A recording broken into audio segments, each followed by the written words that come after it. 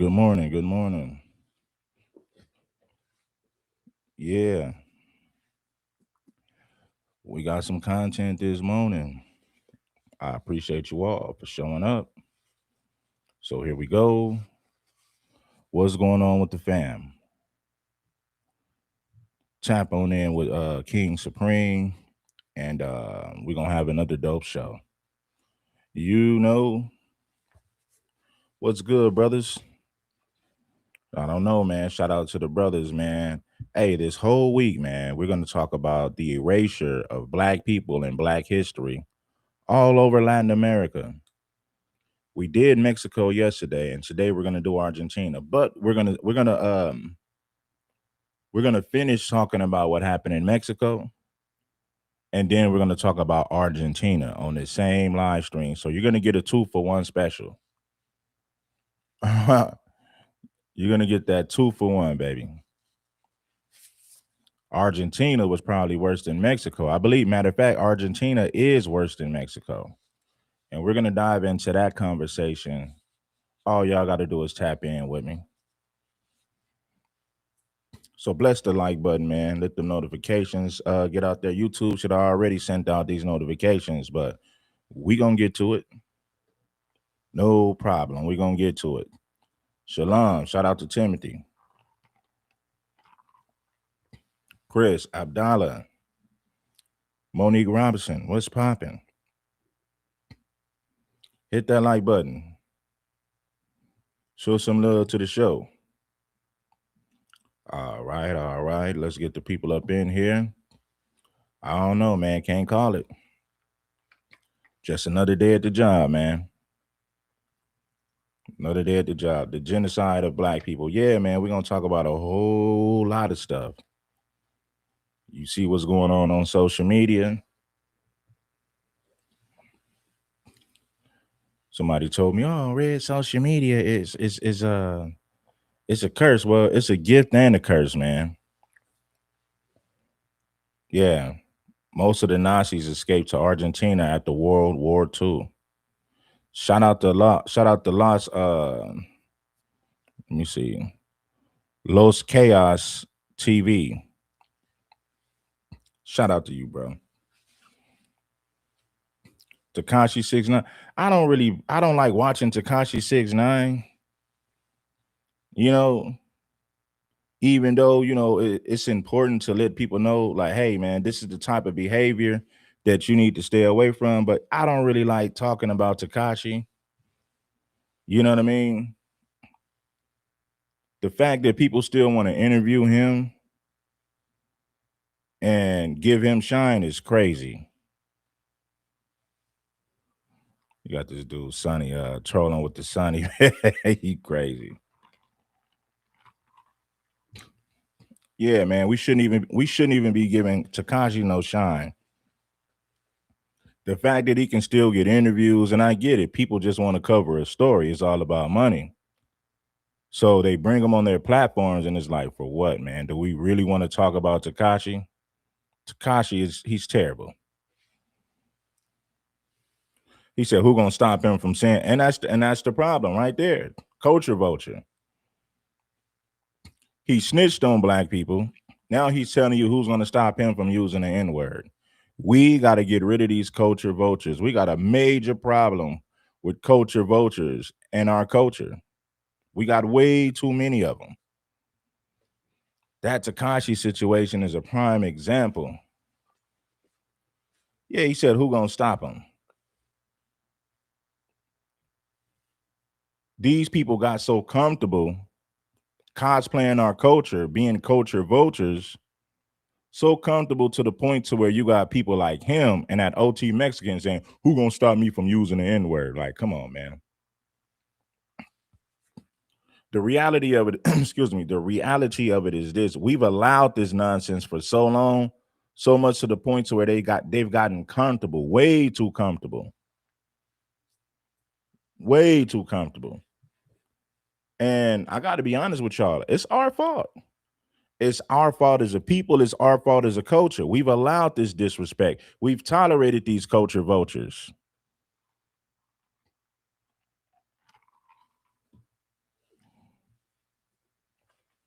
Yeah, but anyway, man, I'm gonna say that.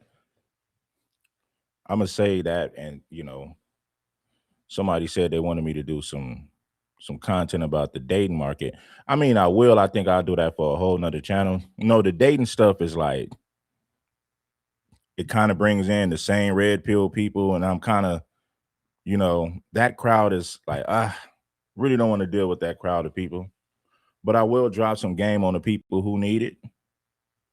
Let me say this about dating, because I had people who asked me, be aware of this, man. A lot of females on social media, they talk a certain way, but when you see how they're living in person, it's like they're faking. A lot of them. It's the same thing with a lot of guys on social media. So I ain't just calling out the women. These females, like this is what they do. It's kind of like a chick who's trying to get with a new man. She's gonna say things that make sense, but if you've seen how she was living, and if you spoke to the dude who was dealing with her, you're gonna see that she's just faking. She's fronting. You know what I mean? She's putting on an image that she can't live up to. So a lot of people are just good with words. They're good at painting a picture a certain way. But when you see how they conduct themselves behind the scene, it's like like when you compare how they really live in real life compared to how they present themselves when they speak to you, it's night and day. Trust and believe it's night and day, bro. You know what I'm saying? It's night and day. You got to be smart enough to see through the phoniness, because it's a woman's job, or not just a woman, anybody's job. They're going to sell you an image that they can't even live up to in real life. A lot of people have studied what's like, people have studied the right thing to say. Okay, this sounds good, so I'm going to say this, but they can't do it. They can't put these things into action. So at the end of the day, it's a whole lot of talking. So I don't really want to get into that. It's the same thing with women. You got a lot of guys who floss and pretend like they got money, and they post these things on social media, but how they living in real life is completely different. So it's a whole lot of fakeness. When you studied the game like I studied the game, you can see through the fall. You can see through the muddy water, man. I can see through the phoniness.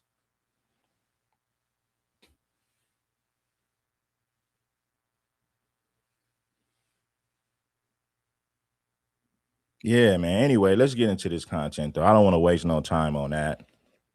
I might make a whole separate channel where we talk about trending topics and dating. But on this channel, man, I'm going to keep this channel more about like politics and social issues. Not really about, I don't want to dive into that dating stuff. I don't want to mess my algorithm up with that nonsense on this channel. But to let you guys know, it is what it is. He said, us, the new generation, ain't going. Well, the new generation, it's easy for the new generation to fall victim, because this is why the new generation will fall victim to it, because you guys are raised on social media. Everything is based on social media. Back in the 90s, everything was based on human interaction. You couldn't just tap into somebody's profile and say, hey, you have to see this woman in person and speak to her. And unless she was a great actress. Now, some women are great actresses in person, just like you got a lot of men who are great actors in person. So the reality of it is this: you got a lot of fake people out here who can't live up to the way that they present themselves. So just be on the lookout for that, man and woman. Anyway, man, enough of that. I think I said enough of that. Let's get into this clip. We're going to talk about how Mexico and Argentina erase their Black history and a lot of their Black population. Let's get into it. None of my feelings. I know who they are. The year was 1609, on the rugged terrains of Veracruz, Mexico. The colonial power of Spain had had enough of a tribe known as the Cimarrones, or the Maroons, and their leader, an old warrior they called Yanga. With all their might and heavy artillery, the Spaniards were run off by the guerrilla tactics of the Maroons, forced to negotiate freedom with the very Africans they once enslaved. In this video, we will talk about the brutal history of slavery in Mexico, how they ended up with over 200,000 African slaves, and why African Americans and Mexicans have so much in common. Do you think slaves were treated better in Mexico than in America? Stick around to the end to find out. Make sure you hit those like, share, and subscribe. Shout out to this guy right here, man. Check him out. His name is Black Block. His name is Black Block. That's his channel. And yeah, man, I think he broke down a lot of things in his video. And we're gonna get to the nitty gritty. Hey, the truth gets ugly. The truth is rarely pretty. When you get down to the truth, it gets ugly, man. Subscribe buttons. The history of chattel slavery in Mexico is a multifaceted narrative that intervenes with the broader history of the Atlantic slave trade and the Spanish colonial empire. But why were slaves needed in Mexico? If you didn't know, Spanish is not the native language of Mexico. The language, as well as Catholicism, was forced upon them by the Empire of Spain. The colonization began with the arrival of the Spanish conquistador, Hernán Cortés, in 1519.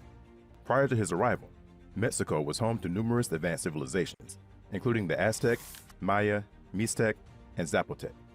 The Aztec Empire, centered in Tenochtitlan, modern-day Mexico City, had complex social structures, sophisticated agricultural systems, impressive architectural achievements, and rich cultural traditions. Tenochtitlan, with its sprawling temples and bustling markets, was a marvel, a testament to the ingenuity and resilience of the Aztec people. The Aztec Empire grew, city by city, through blood and gold. Their rulers were seen as gods among men, guiding their people with a divine mandate. The Aztecs were builders of dreams. Their architecture, grand and imposing, reflected their vision of the cosmos. They were also masterful traders, their markets teeming with goods from the farthest reaches of their empire. The Aztecs' culture, rich and complex, was woven from the threads of art, astronomy, and ritual. They crafted intricate calendars, blending the cycles of the sun and the sacred, guiding their lives by the stars. By the dawn of the 16th century, the Aztec Empire was a colossus, casting a long shadow over central Mexico. But within its grandeur lay the seeds of its downfall. The empire's reliance on tribute and its relentless conquests sowed discontent among the subjugated. The arrival of Hernán Cortés in 1519 was not merely a meeting of worlds, but a clash of destinies. Hernán Cortés landed on the eastern coast of Mexico and began his expedition inland. His small force of around 600 men, aided by native allies and superior weaponry, managed to forge alliances with various indigenous groups who were enemies of the Aztecs. The conquest— Yeah, that's what happened in Africa too. You know, you had tribes who were enemies of a particular tribe, and they helped the Europeans in certain situations. So this is just the unfortunate thing, man. But yeah, it is what it is. So the Europeans use some of these, and they use them like pawns. Like, we'll give you guys freedom if you help us to take down the Aztecs, and they were already enemies of the Aztecs, so they were, you know, they helped the Europeans to achieve their goals. And eventually the Europeans whipped everybody. culminated in the siege of the Aztec capital in 1521. The Spanish victory was facilitated by the spread of diseases like smallpox. Sounds familiar, right? The fallen empire and conquered lands were renamed New Spain. It encompassed not only present-day Mexico, but also large parts of what are now the southwestern United States, Central America, the Caribbean, and the Philippines. And like any newly acquired land, it needed a lot of work. The Spaniards believed that conquering the Aztecs would grant them access to large amounts of gold, silver, and other valuable resources. Their plans were to subjugate their indigenous captives of war, labor force for their enterprises, providing a steady stream of wealth flowing back to Spain. As the Spanish settled in New Spain, they brought with them some Bantu African workers as slaves. This would be a glimpse of things to come. Want good luck? Share this video with 5 people for good luck for the next 5 years. We might have to reset this one, man, because YouTube is not sending out my notifications for some reason. Even when I looked at my phone, I noticed something was strange. So I had a feeling something was going to be janky about this live stream. But I'm gonna let it play for 10 more minutes. If they don't send out the notifications, I'm gonna shut this one down and restart it. But anyway, let's go. In 1542, the Spanish crown prohibited the enslavement of indigenous people, but that did not include Bantu African workers. The economy of New Spain was heavily based on mining, particularly silver extraction. The discovery of rich silver deposits transformed New Spain into one of the wealthiest and most important colonies in the Spanish Empire. Silver mining required a large labor force, and with the indigenous people no longer available, the Spaniards turned their eyes to the west coast of Africa. The transatlantic slave trade was a massive and brutal enterprise. Between the 16th and 19th centuries, millions of Africans were forcibly taken from their homeland, transported across the Atlantic Ocean under horrific conditions, and sold into slavery in the Americas. New Spain became a significant destination for African slaves. Men and women were separated. Men typically were held in the lower belly of the ship. The roof, if Yeah, man, this is crazy. you would, was quite low, probably about 4 feet high. So people couldn't stand. African men were shackled together and they were packed so closely together in a spoon-like. They send out my notifications sometimes, you know, sometimes they do some jank. Some like yesterday, they did a good job at sending out my notifications. This morning, not so much. So, like I said, I'm gonna give it 10 more minutes. If they don't send, if they don't send out my notifications, I'm gonna shut this show down and I'm gonna fire up another one, and I'm gonna show y'all how YouTube be playing. Like position, and they would stay like that for pretty much the entire journey. The Middle Passage, the transatlantic journey from Africa to the Americas, was notorious for its brutality. Slaves were packed tightly into the holds of ships, with little room to move and inadequate provisions. Their journey could take several weeks to months, during which many slaves succumbed to disease, malnutrition, and mistreatment. It is estimated that up to 20% of the slaves did not survive the voyage. Those who did survive were tasked with being the driving force. So that's what I was saying, man. A lot of those slaves didn't make it. So when they tried to tell you that they brought all these slaves, like there's some truth to it, but you know, when you think about the living conditions, man, a lot of them people didn't make it. They just didn't make it. You know what I'm saying? So, and when you think about the United States, we only got like 3 to 5% of all of the African slaves. Most of them went to Brazil. Like Brazil got the highest population of Africans outside of Africa, and the rest of the African slaves went to Latin America. Like this is a fact. This is a known fact. Behind building this arm of the Spanish Empire. African slaves brought to Mexico primarily came from West Africa and the Congo-Angola region. They were captured through warfare, raids, and trading networks that extended deep into the African interior. Once captured, they were marched to coastal slave forts, where they were held until they could be loaded onto ships bound for the Americas. Upon arrival in the ports of Veracruz and Acapulco, the primary entry points for African slaves in Mexico, they were sold at auctions to colonial settlers, mine owners, plantation owners, and other wealthy individuals. Slaves from Africa were considered the means to satisfy the demand for labor to develop new lands. Both male and female Africans were enslaved. Males were used for field labor and physical trades. While women were sometimes used in the field, they also filled numerous domestic service positions, acting as wet nurses, washerwomen, cooks, maids, seamstresses, or personal caregivers of masters and mistresses. The work assigned to African slaves in Mexico varied depending on the region and the economic activities predominant in that area. In regions like Veracruz and Oaxaca, African slaves were primarily used on sugar plantations. The cultivation and processing of sugarcane were labor-intensive and required a large, steady workforce. Africans worked long hours under the harsh tropical sun, often from dawn till dusk, with minimal rest and inadequate nutrition. Many Spaniards deemed the Africans more capable slaves than the indigenous because, unlike the indigenous people, the Africans thrived in the harsh work conditions. However, the grueling nature of the work, combined with the tropical diseases prevalent in these regions, resulted in high mortality rates among slaves. Yeah, see, that's what I was telling you. Like, even though a lot of the Africans passed away, the Africans were able to endure the harsh working conditions more so than the natives. So this is what made Africans, you know, better slaves. You know, it just is what it is. So this is why having an African slave was worth so much money, because they can endure things that a lot of the natives couldn't. They survived a lot of those diseases. It was easier for them to survive the work conditions. But when you think about the genetic makeup of Africans, they were just bigger and stronger people, which made them better slaves. I'll put it like that. The silver mines of Zacatecas and other areas were another major destination for African slaves. Mining was perilous work. Slaves were required to extract ore from deep within the earth, often using primitive tools and working in dangerous conditions. The risk of cave-ins, exposure to toxic substances, and respiratory diseases were constant threats. Despite the high mortality rate, the Spanish colonial authorities and mine owners continued to import slaves to meet the labor demands of the lucrative mining industry. Many African slaves were also used as domestic servants in the homes of wealthy colonists. These slaves performed a variety of tasks, including cooking, cleaning, and caring for children. Although domestic slaves generally faced less physically demanding labor compared to those in agriculture and mining, they were still subject to the whims and abuses of their owners. Female slaves, in particular, were vulnerable to sexual exploitation and abuse. There were many elements that differ when comparing slavery in New Spain versus chattel slavery in America. One of those differences was that African slaves were at least considered human and had some workers' rights. Under Spanish colonial law, African slaves were considered the personal property of their owners. This legal status meant that slaves had no personal rights and were subject to the absolute authority of their masters.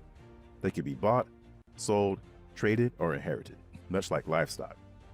However, the colonial legal system included regulations intended to protect slaves from extreme abuse, but these laws were often poorly enforced. The enforcement of these laws was inconsistent, and the exploitation of slaves continued largely unchecked. Despite this, slaves under the colonial legal system could file a complaint for harsh work conditions and mistreatment, which at the very least granted them some rights within society. Socially, African slaves occupied the lowest rung of the colonial hierarchy. They were considered inferior to both Europeans and indigenous people, and this social status was reinforced by pervasive racial prejudices. Despite this, there were instances of social mobility and integration, particularly through intermarriage and manumission. Despite the harsh conditions and legal constraints, African slaves in Mexico resisted their oppression in various ways. Many slaves engaged in subtle forms of resistance, such as working slowly, feigning illness, or sabotaging equipment. These acts of defiance, while often small and individual, collectively undermined the productivity and authority of slave owners. There were also more overt forms of resistance. One notable example was the Yanga Rebellion of 1570. Enjoying our content? Consider becoming a member by clicking that join button. Your contributions help us continue to take deep dives into Black history. Gaspar Yanga was an African prince from the region now known as Gabon. Yanga was captured and sold into slavery, enduring the horrific Middle Passage before arriving in New Spain sometime in the mid-16th century. Yanga escaped from a sugar plantation in Veracruz around 1570. Along with a group of fellow enslaved Africans, he fled into the dense mountains near Veracruz. There, Yanga and his followers established a community, a settlement of escaped slaves, known as Get the likes up, man. We're gonna let it go for 5 more minutes. If the notifications don't get up, we're gonna shut this one down and fire up another one. I had to do this several times, man. This ain't the first time this happened. But we're gonna give it 5 more minutes, and if the numbers don't go up, we're definitely gonna reboot it. We're just gonna reboot and restart. Ain't no problem. Maroons, or Maroons. By the early 1600s, Yanga's Maroon community had grown significantly, posing a threat to Spanish colonial interests. Yeah, like I told you, Gaspar Yanga, he learned how to navigate Mexico fast. So he went in the mountains and established a whole community in the mountains. And the Maroons, they were in Mexico, and they fought off the Spanish army, the Spanish invaders. They fought off the Spanish colonizers. So yeah, shout out to Gaspar Yanga, man. Gaspar Yanga is not talked about. Listen, Gaspar Yanga is a hero. He needs to be celebrated. There should be a Yanga holiday in Mexico, but they're not going to get it because of Mexico and their anti-blackness. But if you look at his contributions, and if you look what Yanga did for Mexico, most definitely he should have a holiday, no doubt. In 1609, the Spanish colonial government decided to put an end to the Maroon settlement. They dispatched a well-armed expedition to crush the Yanga rebellion and recapture the escaped slaves. Yanga, now an elderly man, but still a formidable leader, prepared his community for the impending attack. He proposed a strategic plan that included guerrilla warfare tactics, capitalizing on the familiarity of the mountainous terrain. Yanga and the Maroons. All right, you guys get it. Now let's get into the Argentinas. We're going to go back into that, right? Let's get into the Argentinians. Actually did, man. So I want you guys to tap in, and yeah, man, I forget. Here we go.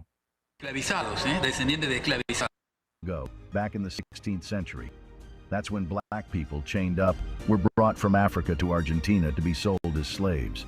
Buenos Aires. Now, I think Argentina did black people worse than Mexico. I mean, it was horrible on both parts, but I think Argentina was way worse. The capital was just starting, and trade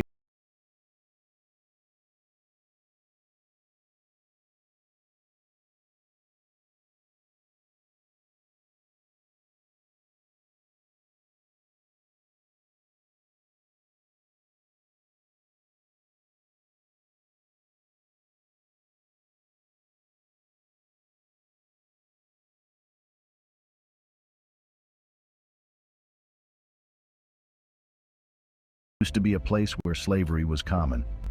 The black population grew a lot during those years because of the slave trade. Back in 1778, a census showed that about 30% of the people in Buenos Aires were black. By the time slavery ended, 1/3 of Argentina's population was Afro-Argentine. Many of them were descendants of slaves, and some were still enslaved. The Afro-Argentines weren't just a big community, they all What they did after black people did all the building and all that working, they just eliminated the population. They just eliminated the population. Like, okay, it's too many of them. You guys did a good job at building the country. Now we're going to eliminate you, exterminate you. And that's what Argentina did. also influenced Argentine culture. For example, the tango, a famous style of music and dance, has its roots in Africa, specifically in Angola. Today, when we think about Argentina, we might not immediately think about its black history, but the legacy of Afro-Argentines lives on in the country's culture and people. They played a Yeah, a lot of people don't know. Like a lot of dance and a lot of stuff in Latin America comes from the black people. A lot of dishes, because you got to think, black people were the cooks. Black people did the farming, the agriculture, and a lot of the cooking. So a lot of those dishes and recipes in Latin America come from the Aboriginals and Africans. That's a fact. big role in shaping Argentina into what it is today. The notion that Argentina is a country devoid of black ancestry or Ethnic descent cleansing. is rooted in Yes, there was a lot of ethnic cleansing going on in Argentina. Argentina was big on ethnic cleansing. You know, they wiped out the majority of their black population. a pervasive belief in its supposed whiteness. This idea presents a logical quandary when confronted with claims of the erasure of black history in Argentina. If black people never existed in the country, as some may assert, how then did they seemingly vanish? Many remain unaware of the facts regarding the history of Afro-Argentines. However, this ignorance does not negate the reality that a black community did indeed exist in Argentina, but was systematically erased, particularly around the Yeah, Argentina didn't want to be like Brazil because Brazil has a heavy black population and Argentina erased their black population. Ethnic cleansing, one on one. early 20th century. Perhaps a more pertinent inquiry would be, was the black narrative expunged from Argentine history? Or did Argentina deliberately efface its black populace from historical records? Be sure to give this video a like and subscribe if you are enjoying. Yeah, man. This is I did something about this 2 years ago, but I wanted to do another version of this on King Supreme. I did this back in 2023 on Red Supreme TV1. The content. Okay, let's get going. One thing is indisputable. Black individuals did not simply fade from Argentina's historical narrative. The Afro-Argentines were deliberately omitted from it. Thus, the pertinent question becomes, how? How was an entire racial demographic expunged from history? While the slave trade in Argentina officially ceased,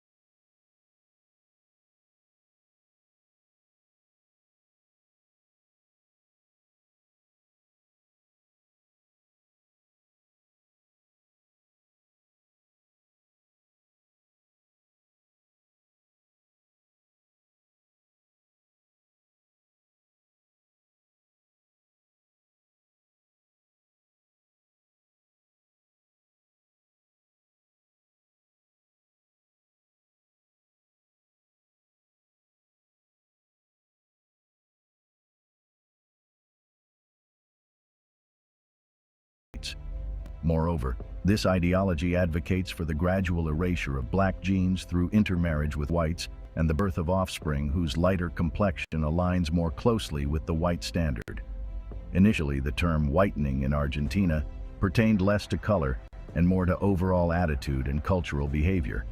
However, both interpretations fostered discriminatory practices by white Argentines against non-white individuals. Despite sidestepping the underlying issues of inequality and racial discrimination, the Argentine government tacitly endorsed and enacted this ideology. However subtle their actions may have been, it is incontrovertible that Argentina has been Chile did the same thing. A lot of Latin American countries erased or either decreased their black population on purpose.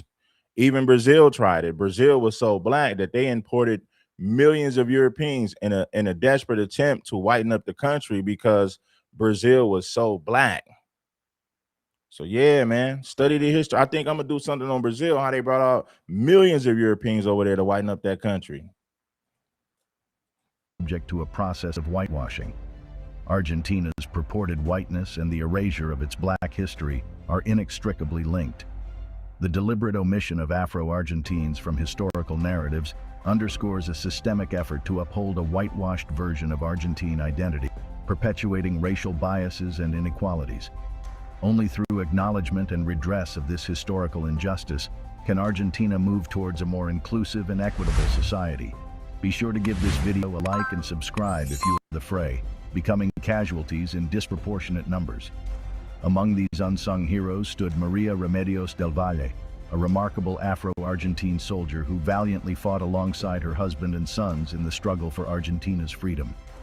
The prevailing narrative posits that the scourge of 18th century warfare claimed the lives of numerous black men, a demographic that constituted a significant portion of the black population at the time. Maria Remedios del Valle's courageous exploits exemplify the overlooked contributions of Afro-Argentines to the Argentine War of Independence. Certainly, the toll of war exacted a heavy price, with black lives lost amidst the tumultuous conflicts that swept across Argentina. However, attributing the vanishing of Afro-Argentines solely to the exigencies of war represents a gross oversimplification. Even after the abolition of slavery in 1853, the black population persisted, comprising approximately 1/3 of Argentina's demographic landscape. Hence, it seems improbable that the wars alone precipitated the precipitous decline in the black populace post-1800s.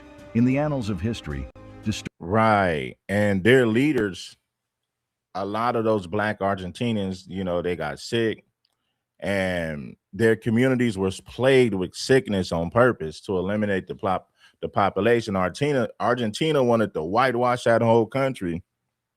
That's exactly what they did. It was terrible there for black people. I believe Argentina was one of the worst places you could have ever sent a black person. Study the history and you're going to be like, whoa.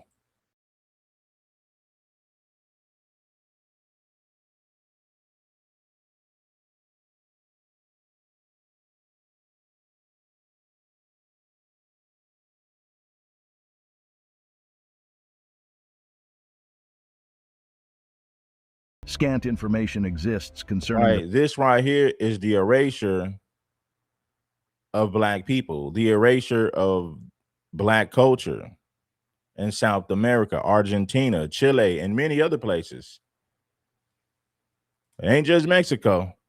the fate of Afro-Argentines in Buenos Aires and Argentina in the aftermath of the wars.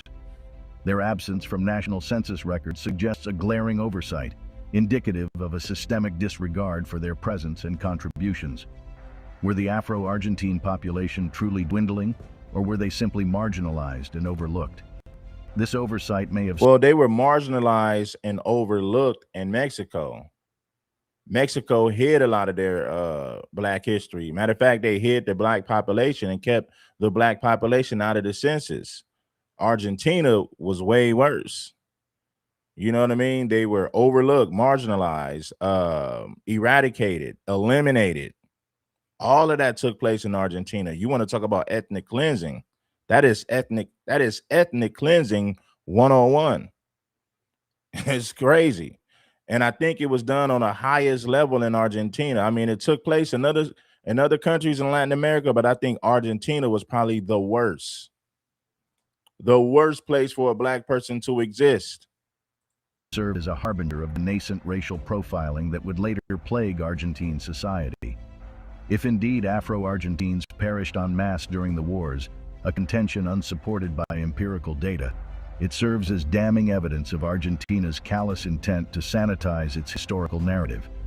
Such erasure underscores a calculated effort to perpetuate a whitewashed version of history, wherein the plight and sacrifices of Afro-Argentines are conveniently omitted or downplayed. Ultimately, the legacy of Maria Remedios del Valle and her compatriots. Yeah, there was a lot of black people in Argentina who did, and I'm gonna get into some of that too. You know, some of your black heroes, some of your black warriors and fighters that they never mention in history. But what do you expect from Argentina? I need you guys to get the likes up because YouTube is not really recommending this stream right here. So I'm gonna need you guys to bless the like button and share the content. Let's get back to it. Serves as a poignant reminder of the indelible imprint of Afro-Argentines on Argentina's struggle for independence. Their valor and resilience stand as a testament to the enduring spirit of a community unjustly relegated to the margins of history. As Argentina grapples with its past, it must confront the uncomfortable truths of its collective memory, embracing inclusivity and acknowledging the multifaceted tapestry of its national identity. For, as history has shown, the echoes of the past reverberate through the corridors of time, shaping the present and charting the course of the future. The loss of black lives in wars drastically diminished the representation of black men within the black population, consequently shifting the demographic balance toward women. This transformation disrupted the once equitable ratio of men to women, creating a noticeable disproportion. One notable consequence was the surge in interracial marriages in Argentina. That's what they did in Argentina. They eliminated black men on purpose and then just used black women as their bed wenches, you know, as their sexual servants. But they took in the black women and, you know, and then eventually, you know, within 2 generations, you know, the blackness is gone. So they eliminated the black man, and then a lot of black women in Argentina got with white men and pretty much just to become the white man's bed wench.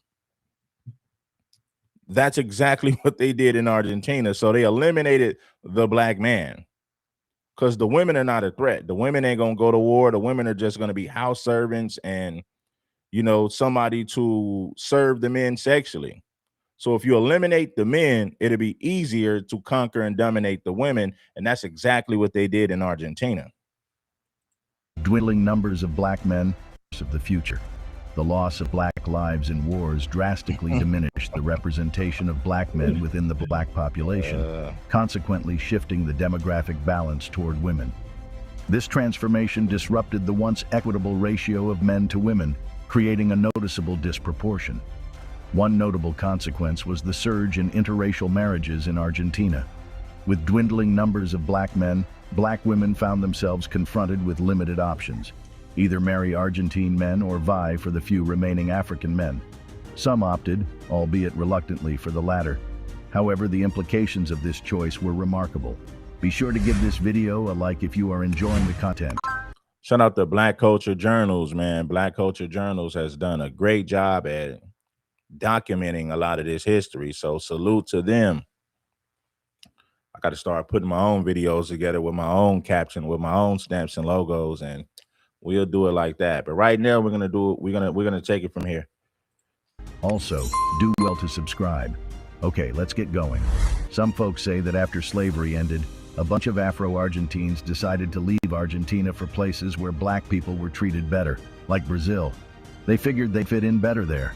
Some families were black, so it kind of makes sense. But here's the thing. That explanation doesn't quite cut it. It doesn't fully explain why black folks seem to have disappeared from Argentina's history altogether. I mean, just because you move away, does that mean you're erased from your country's story? Some people think so, but it's not that simple. One subtle yet That's what they did in Argentina. They eliminated the black men and turned black women into bed wenches. But that's what they do. You eliminate the men and then you dominate and conquer the women. That's happened in several countries, not just in Argentina.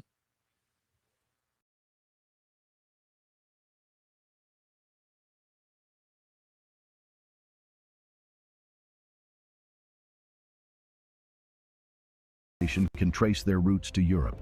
In the 19th century, after a series of wars left Argentina with a depleted population, the government actively called for immigrants from Europe.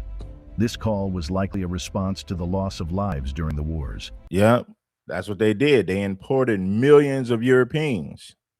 And then a lot of those Europeans brought their Nazi mentality with them to Latin America, to Argentina. Like the Spanish conquistadors brought their anti-Black mindset all over Latin America. This is why Blacks are mistreated all over Latin America now. You go to any Spanish country, you're not going to see Black people in politics over there. You're going to see white-looking people. No Black representation in politics in Latin America whatsoever. You're not going to see it. Hit the like button, man, and support the content. Shout out to Mo Better for the super chat. I appreciate you. The encouragement of European immigration. This is evident from statistics showing that 2/3 of Argentina's population can trace their roots to Europe. In the 19th century, after a series of wars left Argentina with a depleted population, the government actively called for immigrants from Europe. This call was likely a response to the loss of lives during the wars. In 1853, Argentina adopted a new constitution, which, while abolishing slavery, included the 25th article allowing unrestricted immigration. This open-door policy towards immigrants, particularly from Europe, raises suspicions. It's uncertain whether Argentina initially intended European immigration to whitewash its history, but it eventually achieved that effect. Of course, man, we don't have to question that. They brought in millions of Europeans to whitewash the country and to whitewash the history. Come on, man. We got to stop pretending like we don't know what it is. 2 + 2 = 4. Man, come on, bro. That's exactly why they brought all those Europeans over there, to whitewash the country and to whitewash the history. Ethnic cleansing 101. It ain't no secret. This right here is simple mathematics. Argentina's population can trace their roots to Europe. In the 19th century, after a series of wars left Argentina with a depleted population, the government actively called for immigrants from Europe. This call was likely a response to the loss of lives during the wars. In 1853, Argentina adopted a new constitution, which, while abolishing slavery, included the 25th article allowing unrestricted immigration. This open-door policy towards immigrants, particularly from Europe, raises suspicions. It's uncertain whether Argentina initially intended European immigration to whitewash its history, but it eventually achieved that effect. The influx of European immigrants played a significant role in reshaping the demographic landscape of Argentina, contributing to the erasure of its Black presence. Shout out to Nada for the 20 on the super chat. I appreciate you, Nada, for the 20 on the super chat. You know, and what is that? SEK? I don't know what type of currency that is, but you know, and shout out to you because you're always supporting, though. I appreciate you. Shout out to Timothy. He said this research is desperately needed to awaken our people. Yes, I'm going to be talking about the erasure of Black culture and Black history all over Latin America. That's what we're doing this whole week. So I'm going to dedicate this whole week to that. Let's get to the content. The influx of European immigrants into Argentina brought about the hope for a whiter nation. With more white people arriving, there was an opportunity to diminish the rising Black population. Over time, this led to the emergence of a new mixed-race demographic in the country. However, despite this mixing, Argentina's deep pride in its European heritage couldn't escape the reality of racial profiling. The country's strong identification with its European roots inevitably led to instances of discrimination based on race. In Argentina, the offspring of interracial unions were stamped with the label non-whites, a term that simplistically brushed aside the country's rich racial tapestry. It was as if the government was trying to whitewash the diversity that was there, creating this idea that everyone fits neatly into boxes of white or non-white, completely ignoring the complexity of people's backgrounds and identities. If you were to map it out, non-whites were considered a step up from pure Blacks, but still not quite as high up as whites. So Argentina was laying down the groundwork for what they called whitening, this idea that the country should become more and more white over time. And guess what? Interracial marriages were seen as a kind of magic potion in this whitening process. Mija la raza, whiten up the race. Mija la raza. But still not quite as high up as whites. So Argentina was laying down the groundwork for what they called whitening, this idea that the country should become more and more white over time. And guess what? Interracial marriages were seen. Shout out to you, Daniel Valencia. That's a fact, Daniel Valencia. He said almost all Latin American countries in the 1800s, independent countries, had no black immigration policies, including Mexico, but wide open to European immigrants. Right. They allowed millions of European immigrants to come in, but they didn't want no more black people to come in. So what does that tell you? They just used us for our labor and slavery. Once we got finished building the country and they abolished slavery, they did everything in their power to decrease black populations all across Latin America. Right? Seen as kind of magic potion in this whitening process. Marry someone lighter skinned and maybe your kids would have it a bit easier in society. It's messed up, but that was the reality back then. Put yourself in the shoes of an Afro-Argentine during that time. You're facing discrimination at every turn, and the only glimmer of hope for maybe getting ahead a little bit is by marrying someone white. But let's be real, you didn't have a whole lot of other options. Before slavery was abolished in 1853, black folks couldn't even dream of going to university. White kids got to stay in school longer than black kids, and good luck getting decent health care if you were black. That's exactly what it was. So, people looked at white people like, oh, well, if I get with a white person and my children are lighter, my children will have better opportunities.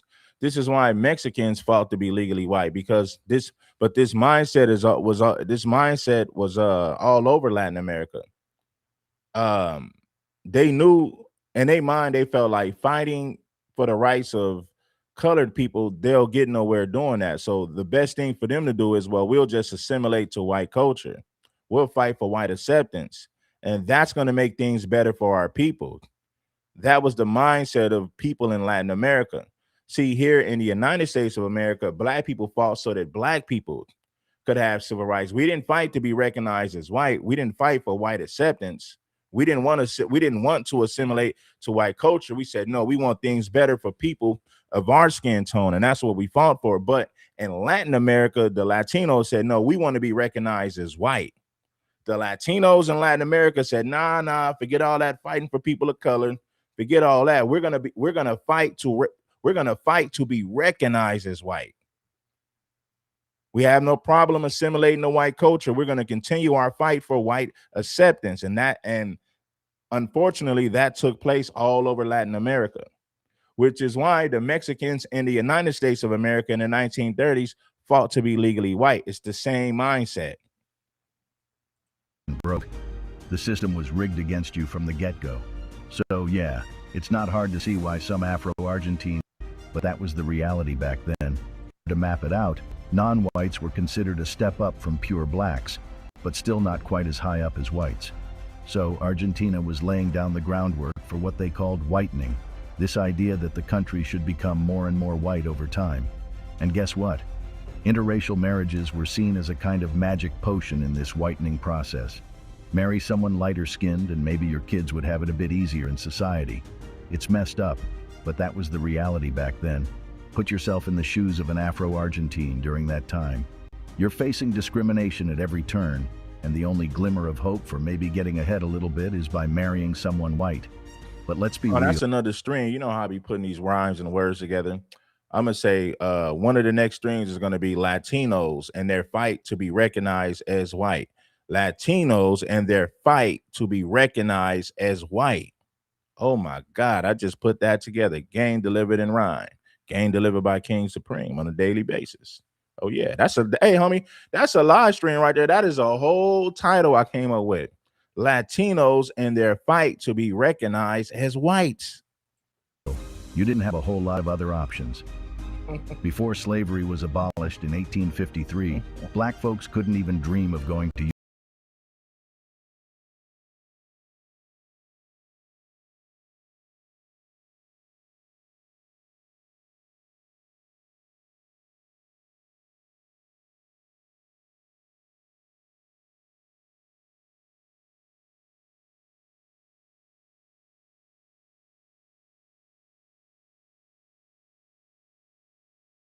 Nicole, that's because we're proud of who we are.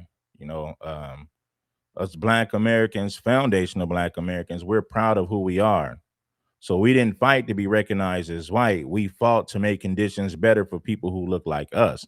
And not just for us, we fought for all minorities and people of color, which we should have never did that, because fighting for the rights of all minorities was a terrible thing for us to do, because what happened is that allowed a lot of freeloaders to come over, and a lot of these freeloaders had no love and no respect for foundational Black Americans while benefiting from everything that we fought for.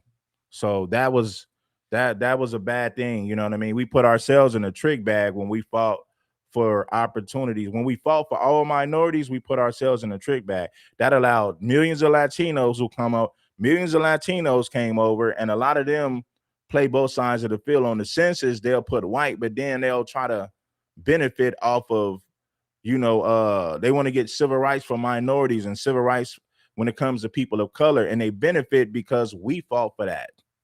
But that was the wrong thing to do. We should have never fought for these other groups of people. We should have never fought for all people of color. We should have said, nope, these civil rights are for foundational Black Americans and foundational Black Americans only. If you other group of people want civil rights, you need to fight for yourselves. You're not going to benefit from our struggle. That should have been the mindset. But hey, you live and you learn. And that's a grim reality that's hard to swallow. In Argentina, the rate of infant mortality was significantly higher among Black children compared to their white counterparts. The Afro-Argentine community suffered disproportionately during outbreaks of cholera in 1864 and yellow fever in 1871. Nah, we should have said, no, they got to go through what we went through. And shout out to the House and the Code, right? We were being too generous, too loving and too generous. We paved the way for a group of people who don't even like us.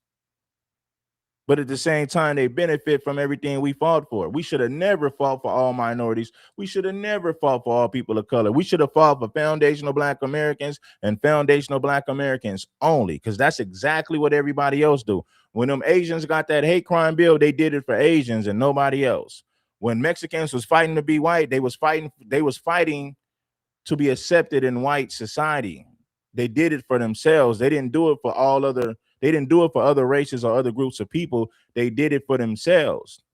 Foundational Black Americans, we're the only group of people that fight for the civil rights we're the only group of people that fight for the civil rights of other people, fighting for the civil rights of other races. We should have never did that. You live and you learn, so you move forward. Further thinning their numbers and contributing to their eventual disappearance from Argentine society. Similarly, children born to mixed-race parents, especially those with white and non-white ancestry, often exhibited lighter skin tones and were perceived as somewhat closer to whiteness. When we fought for other races of people, that opened the door for them to undermine us and disrespect us while benefiting from everything we fought for. So we let that be a lesson learned. We should never do that again. Ain't no such thing as no Black and brown coalition. Ain't no such thing as no minority coalition. Foundational Black Americans got to fight for foundational Black Americans and only. We don't have no friends. We have no allies. We all we got and we all we need. This afforded them privileges and rights typically reserved for whites, elevating their social status and reducing the likelihood of facing discrimination. For Black women in Argentina, the situation presented a stark choice: conform to whiteness to access greater rights and opportunities, or remain Black and endure ongoing discrimination. This dilemma was not new and would persist over time, with the Argentine government skillfully orchestrating incentives to entice individuals to assimilate into whiteness. As Argentina embraced the process. Well, that's what Mexicans wanted. They wanted to assimilate to whiteness. They fought for white acceptance.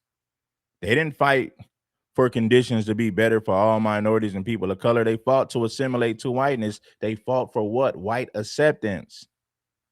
Which means they were only thinking about themselves. The Latinos were only thinking about themselves when they fought to be legally white. They didn't care about Black people. They said, let Black people fight their own battles. Let Black people deal with their own struggles. We're going to fight to be accepted as white. We're going to fight to assimilate to white society. And that's exactly what they did. They were only thinking about themselves. Latinos did not have Black folks in mind when they were fighting for white acceptance. They did not. They said, we don't want to be treated like Negroes, so we're going to fight to be legally white. We're going to fight to be recognized as white. And that's exactly what they did. Black folks should have took notes. Black people should have took notes and left them out of everything that we fought for, to make sure that nobody can leech off of the things that we fought for. Our struggles and our fights should benefit our people and our people only. Same way when the Asians got a hate crime bill, they was only thinking for themselves. Same thing when Latinos fought to be legally white, they was only thinking about themselves and nobody else. Whitening, there was a simultaneous erasure of Black identity, not only in terms of physical attributes to access greater rights and opportunities, or remain Black and endure ongoing discrimination. This dilemma was not new and would persist over time, with the Argentine government skillfully orchestrating incentives to entice individuals to assimilate into whiteness. As Argentina embraced the process of whitening, there was a simultaneous erasure of Black identity, not only in terms of physical attributes like skin color, but also in cultural consciousness. Today, a vast majority of Argentines identify as white, reflecting a widespread ignorance or denial of Afro-Argentine heritage. Many are unable to discern their true ancestry, blurring the lines between whiteness and Afro-Argentine descent. This loss of identity underscores the extent to which whitening has reshaped perceptions of race and heritage in Argentina. The hidden racism that's fueled Argentina's erasure of its Black history is mind-boggling, and it's left a lasting impact that echoes through generations. As Afro-Argentines lost their lives, their stories and contributions were also wiped clean from the pages of history. But in more recent times, there's been a resurgence of the Black community, and Afro-Argentines are fighting tooth and nail to reclaim their place in Argentine history by sharing their narratives. One standout moment came when the Argentine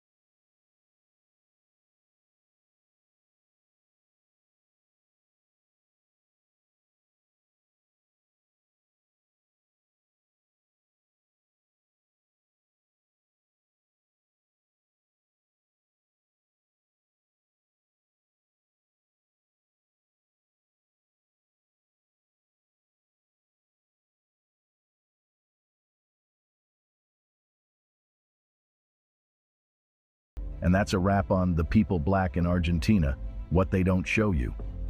We hope you found this exploration of the Black experience in Argentina insightful and thought-provoking. If you enjoyed this video, do well to like and comment down below. We'd love to hear your thoughts and insights on the topic. We love to hear your thoughts and insights on the topic, man. Like I said, the erasure of Black history and Black culture all over Latin America. But this is what happens when you have European colonizers and and European slave masters. This is what happens. See how FBAs are making others stand up for themselves on what they deserve. Yeah, so now this is the thing. And shout out to the House and the Code for saying that, because now you got Black people in Latin America who are now standing up to be recognized in their countries, because guess what? We were the blueprint of that. Foundational Black Americans are the blueprint for Black people standing up and fighting for what's rightfully ours. Now you're starting to hear about Blacks in these Latin American countries fighting to be acknowledged, fighting for their history and their contributions to be acknowledged, right? So yes, this is the spirit of foundational Black Americans. Because 20 years ago, you didn't hear Afro-Latinos fighting for recognition, fighting to be recognized. They just stayed silent. And however the Europeans treated them, they just took it. They took it on the chin. As of recently, you starting to see these Blacks in these Latin American countries speak up for themselves as of recently, because that's the spirit of foundational Black Americans. We are the culture. We are the influence. We are the trendsetters. So now you got Black people all over Latin America fighting for their civil rights, fighting to be recognized. fighting for acknowledgement. Because if you go to Latin America, there's no black representation in politics over there. All you see is pale skinned European people who speak Spanish. Go to any Latin American country, you're not going to see no black folks in politics. You're going to see no black politicians.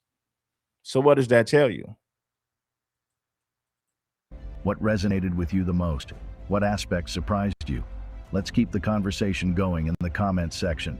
And remember, share. Quiet Papa said, he said, that's what capitalism does. It erases the culture of that nation. Exactly. That's what capitalism, yes. It erases the history of certain groups of people, mainly black people. Is caring.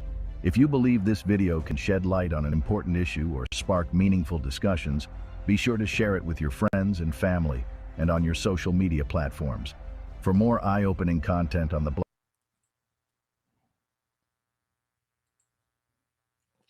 I think we're going to do this again. We're going to definitely do this one again because I think YouTube was playing with these numbers. More people needed to see this. But guess what? We're going to. Argentine. How did millions of lives hidden truth? A truth Argentina wants you to know or to see. A truth about people. An entire culture that has been silenced, erased, and buried under layers of denial. This is the story of Black Argentina. A story of erasure, a resilience, and of a nation that fights to forget its own blood. When you think of Argentina, what do you see? Blonde hair, blue eyes, tango dancers, thrilling in elegant dresses. But what if I told you that Argentina was once the home to one of the largest populations of Africans in South America? That Buenos Aires in the... That's true. Argentina was like Brazil at one particular time. At one particular time, Argentina had a large black population just like Brazil. You know what I'm saying? But Argentina had an agenda. Argentina is way more racist than Brazil, even though they're racist in Brazil as well, because Brazil is still a part of Latin America. The only difference is the Portuguese colonized Brazil. This is why people in Brazil speak Portuguese. And, you know, people in Argentina, I believe they speak Spanish. But yeah. 18th century was nearly half black. And that story today, less than 1% of the population dares to identify as African. Less than 1% of the population identify as black in Argentina, but many years back, Argentina was nearly half black. So they eradicated and eliminated their black population, and we're gonna show you how they did it. Black. And that story today, less than 1% of the population dares to identify as Afro-Argentine. How did millions of lives vanish? Where did the legacy go? And why does Argentina try so hard to erase it? The story begins in the 16th century when Spanish ships crossed the Atlantic. They didn't just bring conquerors, they brought human cargo. Africans ripped from the homeland, shackled, enslaved, and forced to work the lands of Argentina. Buenos Aires became a major slave port. Shout out to, I forgot to say, shout out to Desmond Hill. Shout out to Desmond Hill for blessing the Cash App. That's realer than rap. Oh, man, Argentina did their black population dirty. And I also would like to say shout out to Mogul Mays. Mogul Mays has blessed us with a Cash App as well. I appreciate you, Mogul Mays, for being a loyal contributor and a loyal supporter to this content and for this content. Historians estimate that almost 200,000 Africans were brought into Argentina. Their labor built the foundation of this nation. This is why we call ourselves foundational Black Americans. Our labor built the foundation of the United States of America. This is why we're foundational Black Americans. And a lot of people want to deny that, but when you understand the labor that we did, countless inventions, all of our contributions, this is why we call ourselves FBA, Foundational Black Americans, because we are the foundation to the United States of America. Because why? Think about now, prior to our labor, prior to the labor that we gave the United States of America, the United States of America was not a powerhouse. Slavery made the United States of America a powerhouse. Our labor created the foundation of the United States. The same way that our labor built the foundation in many other countries, because we're not the only country that had slavery. They had slavery in Brazil, Portugal, all over Latin America. So we are the foundation. The Africans in Mexico, they're the foundation of Mexico. The blacks in Brazil, they're the foundation of Brazil. The blacks in Argentina, they're the foundation of Argentina. That's how Argentina got as well, from all the free labor that they got from black folks. I'm just giving you I'm giving you the reality and not their story. Its streets, its economy, even its culture. The drums of African rhythms beats through the streets. African traditions shaped the dance that would later become known as tango. But here's a bit of irony. The very soul of Argentina, the music, the food, the passion, was born from African blood. And yet, as time went on, the country would do everything it could to deny this heritage. In the 19th century, Argentina faced wars of independence, wars against neighboring powers, wars to define its future. And who fought on the front line? Black. A lot of the food was the Africans brought a lot of their food, dances, music. They brought a lot of culture to these countries, but once they got wealthy from our labor, they did everything in their power to erase the history. Then they did what you call ethnic cleansing. What is ethnic cleansing? Well, when you eradicate a particular group of people, and which were, for the most part, blacks in these countries. So they use us to build a country. And once we build the country, then they say, okay, now it's time to eliminate you guys, because we don't want black people to be the majority of this country, and not even the majority. We don't want we don't want black people to have a sizable population in this country. So let's do everything in our power to decrease the population of black people. And that's exactly what Argentina did. That's exactly what they did all over Latin America. It's just probably more prevalent in places like Argentina, even though it took place, like I said, all over Latin America. I spoke on this yesterday, how Mexico did a lot to erase their black history, to erase the contributions of black people in that country. Mexico did the same thing. I believe it was just worse in Argentina. Soldiers. Thousands of Afro-Argentine filled the ranks of the army. They fought, they bled, they died, fought on the front line. Black soldiers.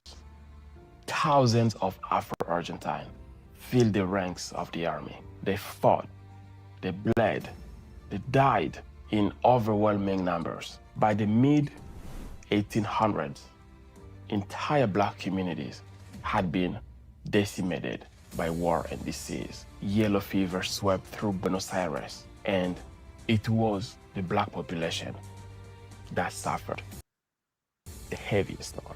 But the parts they don't tell you in history, the Argentine government at the time saw this tragedy as an opportunity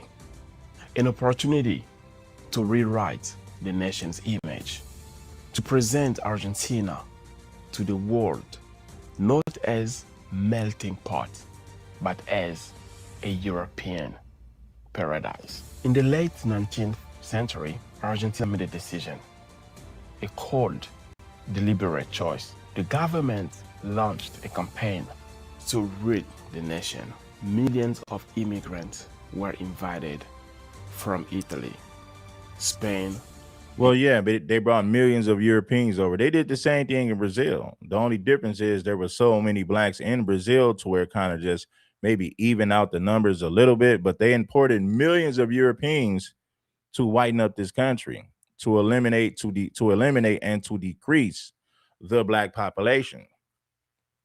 You know, so they brought immigrants from Spain, Germany, Italy, European immigrants in general. They brought millions of them to Argentina to what? To whiten up the country, to whitewash the history. If you look at Argentina today, you'll think that there's no blacks there, or that somehow they have no there's no history of black people. So they did that to whitewash the history of the country. In Germany. The message was clear. Argentina wanted to be the Europe of South America. Officials from Italy, Argentina made a decision, a cold, deliberate choice. The government launched a campaign to rid the nation. Millions of immigrants were invited from Italy, Spain, and Germany. The message was clear. Argentina wanted to be the Europe of South America.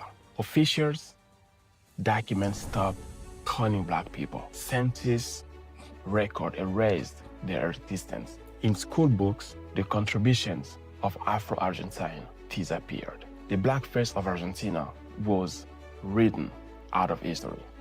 Imagine this, an entire people told they no longer exist. A culture painted over with a brush of European pride.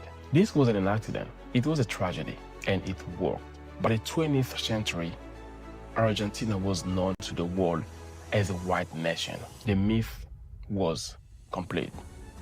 But myth cannot erase blood. They cannot silence memory forever. So where did they go? The truth is, they never left. Afro-Argentines blended into population, their identity hidden under the pressure of survival. Many intermarried with Europeans. Many stopped identifying as black altogether because society punished them for it. Others were Society punished you for being black in Latin America. Why you think so many blacks in Latin America said, no, no, no, papi, me no black? Because they were punished for being black.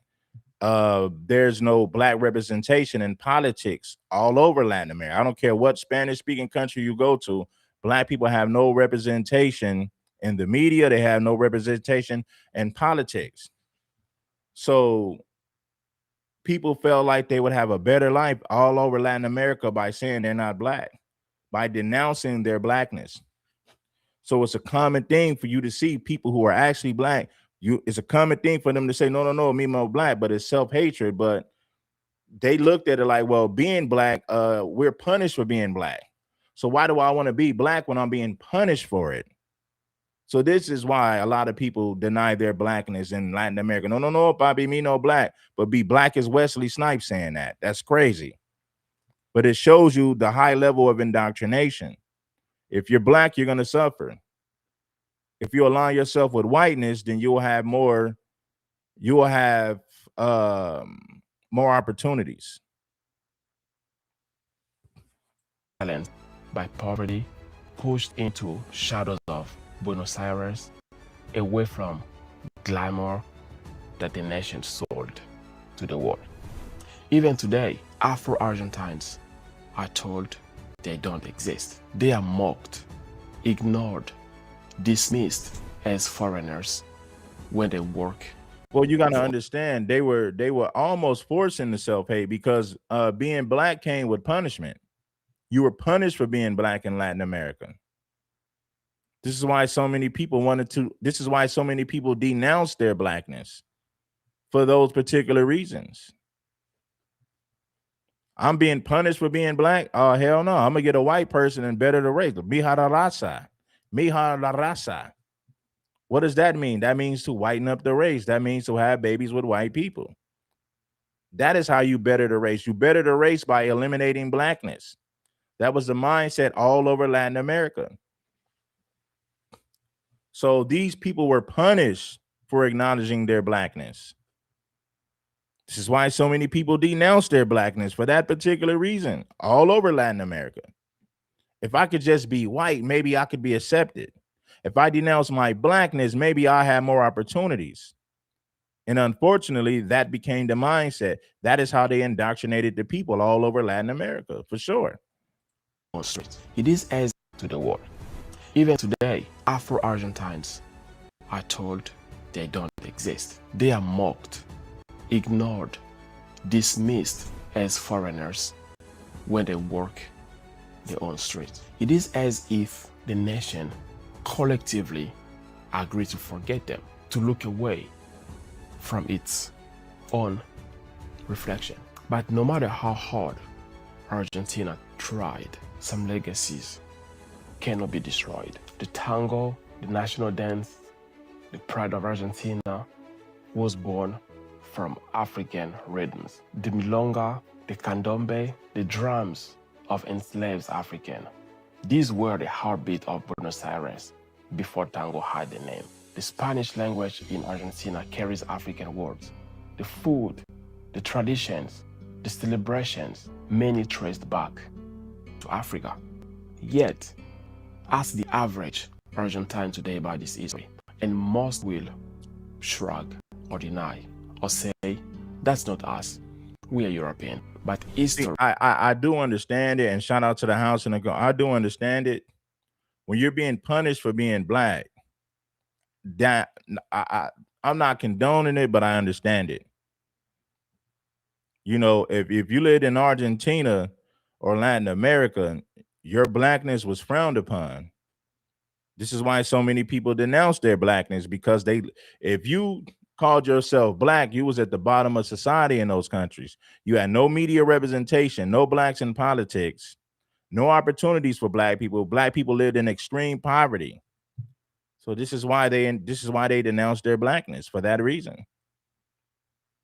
Latin America told black people that Latin America told everybody that being black was bad. Being black, black was associated with poverty. Black was associated with lack of education. Everything negative, everything that was negative, they associated that with blackness. This is why so many people denounced their blackness, because they felt like they could never have a true shot at better opportunities by acknowledging their blackness. This is why they denounce their blackness.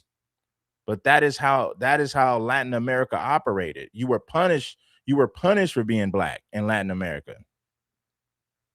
Even in America, even in the United States of America, we were punished for being black over here. But I think they took it a step further in Latin America. But it was the same mindset in the United States. We were punished just for being black. When black people went to church, when there was no such thing as thug culture and gang culture, white people still hated us. All you got to do is study the history of America to know that. So when white people say, oh, we don't like black people because they're ghetto, that's a bold-faced lie. You go back to the early 1900s, when there was no such thing as gang and thug culture in the black community, white folks still hated you back then. So white people hating black folks ain't got nothing to do with no ghetto culture. That is a bold-faced lie. They are gaslighting you at that point, and don't let them do it. Once you understand their history, they can never gaslight you by spreading false narratives. You know what I'm saying? White people hated black folks way before there was a such thing as ghetto and thug culture in the black communities. So don't let them gaslight you when they say, well, we don't like black, got black fatigue. White folks been had black fatigue. They been had a disdain for black folks, even when you were docile, living on the slave plantations. Even when slavery was abolished and black folks just minded their business and went to work and went to church every day, white folks still hated you. So all this black fatigue talk is nonsense. White people been hated black people for centuries in this country. There was no such thing as ghetto thug culture in the early 1900s. The majority of blacks in the early 1900s just went to work and church every day, and they minded their business, and white people still hated them. Tells another story. Argentine roots are not only European, they are African. And the denial of this truth is not just cultural amnesia, it is cultural violence. Today, a new generation of Afro-Argentine is rising.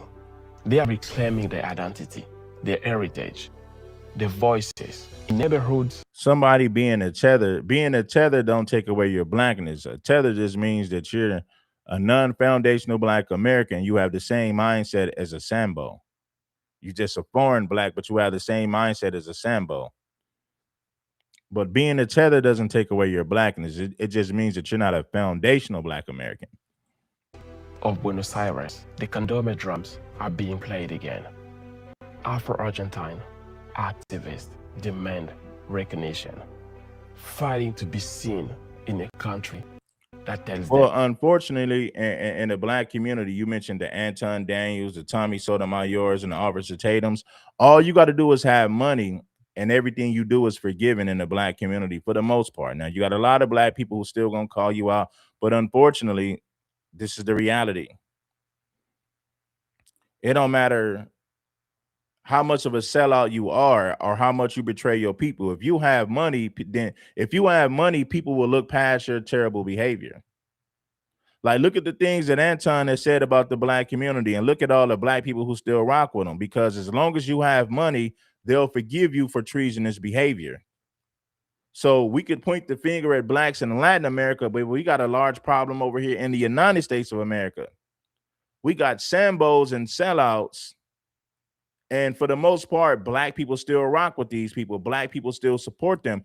All you got to do is have money, and Black people will forgive you for anything you do. Unfortunately, that's the mentality.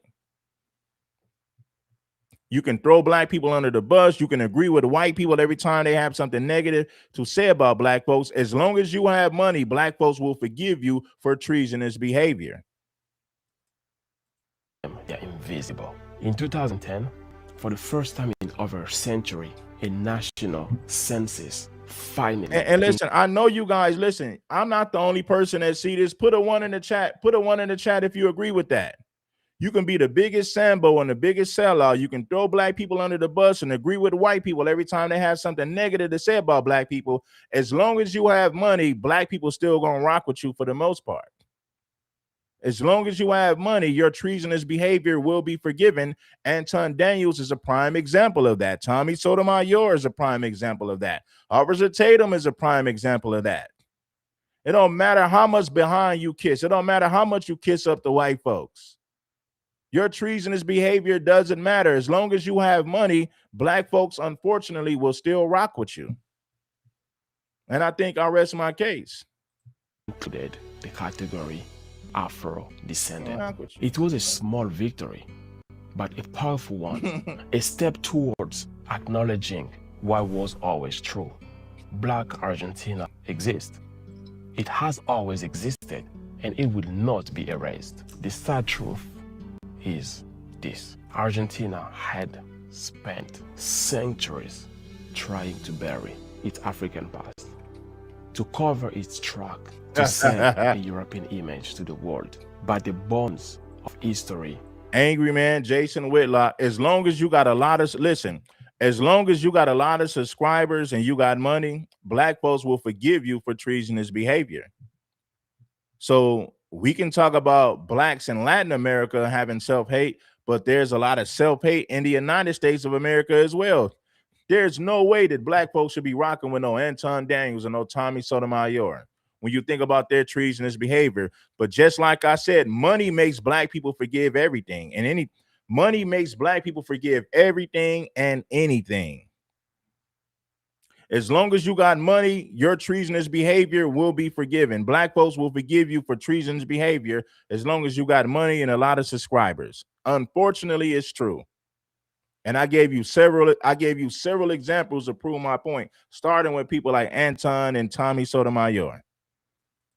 Do not stay buried forever. For every tango beat, every whispered story, for every Afro-Argentine who refuses to be invisible, truth rises. And maybe one day, Argentina will finally embrace its fully self, not just the Europe it longs to be, but the African that built its soul. Because erasing history does not erase reality. And the reality is this: Argentina is not just white. Argentina is black too. And that truth will never die. All right, so that's Argentina. Now let's go over here real quick. Let's go over here real quick, and I want to show you guys something about Mexico. Get the likes up, man. You know, it just is what it is. Here you go, right here. Mexico's African heritage, man. Let's get into this. Yeah, man. All you got to do is have money and a lot of subscribers, social media followers, and black folks will forgive you for your treasonous behavior. I think I proved my point. I gave many examples of how this is true. Anton Daniels proves everything that I'm saying about that. Tommy Sotomayor and a list of others. You can disrespect black people all you want as long as you have money and a lot of subscribers. Black people will look past your treasonous behavior. It's unfortunate, but it's very true.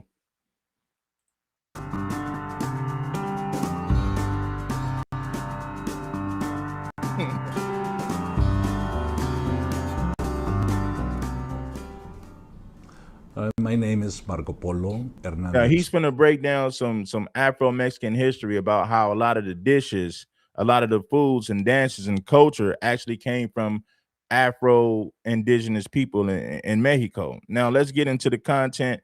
Shout out to Marco Polo Hernandez. He's going to speak about Afro-Mexican history. Cuevas. I teach at North Carolina Central University. I specialize in the African heritage of Mexico. Much has been written about the African heritage of Mexico, although we don't know much about it. But the difference of what I do is that I approach the subject from an African-centered perspective. This perspective I learned from Dr. Molefi Assante's book on Afrocentricity, and of course other colleagues such as Dr. Ian Smart, Dr. Marvin Lewis. Like I told you, I'm not going to make content demeaning black men or black women. I'm not doing it. A lot of that dating content, I've been there and done that, and I understand that, you know, it's cool to talk about it here and there to address things, because we do need to address things to get, we do need to address a lot of these issues to set the record straight. But when you focus on that every day, it seems like you're attacking your own people. This is why I'm not going to make content about Africans and tethers. You got a lot of wannabe Tariq Nasheeds out here, and shout out to Tariq Nasheed, because Tariq Nasheed is covered ground from every angle. So shout out them. But you got a lot of wannabe Tariq Nasheeds who just make content talking about Africans all day. It's like, bro, we got a lot of sorry black folks in America. We got a lot of sorry black folks, period. Don't matter if they come from Africa or the United States of America. We got a lot of sellouts right here in our, look at all the sellouts we got in our backyard. Tommy, Anton, Jason Whitlock, your Angry Mans, your Officer Tatum's, and the list goes on. We got a lot of sorry black people here in America that need to be called out. So I'm not going to spend all my time arguing with tethers and Africans. Do you know that African immigrants represent 3% of the population in the United States of America? The Latino population is way more of a threat than the African population. Look at all these illegal immigrants from Central and South America that they dump in black communities across the country. So with that being the case, what do I look like arguing with other black tethers? That makes no sense. Yes, we can address the tethers and let them know, hey, if you don't get on board with us, you're going to get left behind. But I'm not going to spend all my time going in on other black people, because like I said, black immigrants only represent 3% of America's population. Now, if you look at all the illegal immigrants that come from Mexico, Venezuela, and these Latin American countries, my God, that's way more of a threat to your existence than an African tether. Most of these jobs in these communities, if you don't be careful, they're going to use Latino workers to replace you at warehouses, to replace you at construction, to replace black women in medical, and the list goes on. So the Latino immigrants coming over here with an anti-black mindset is way more of a threat than an African immigrant could ever be. So when I see all these wannabe Tariq Nasheeds doing content about tethers all day, I'm like, bro, you ain't even got your own, you don't even have an original thought. You're stealing Tariq Nasheed's blueprint by arguing with African tethers all day. At least Tariq Nasheed is original. All these other dudes are just carbon copies. These other dudes are just a great value version of Tariq Nasheed.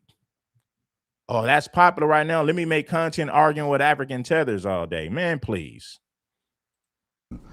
Richard Jackson, who was the one who studied literature since the 16th century.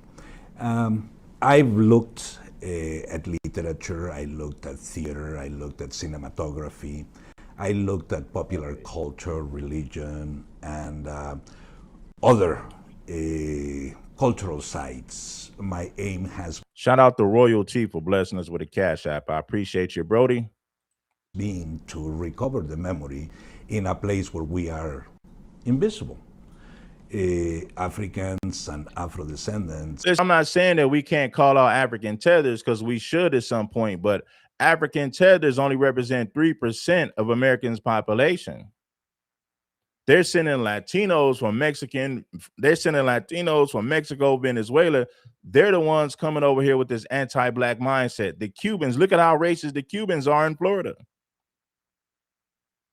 The black population in South Florida was replaced by Cubans, Venezuelans, and people from Latin America, not African tethers.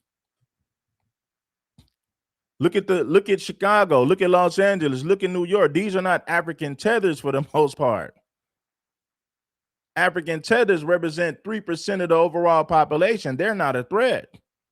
Your community will be overpopulated with Mexicans, Venezuelans, Colombians, and people like that. They're going to use those people to replace black people in black communities. That's why they allow so many of these people to come over, because they understand these people have an anti-black mindset. They understand that. That's why they allow so many of them to come over in the first place, because they're going to be in direct opposition to the foundational black American. White folks understand that.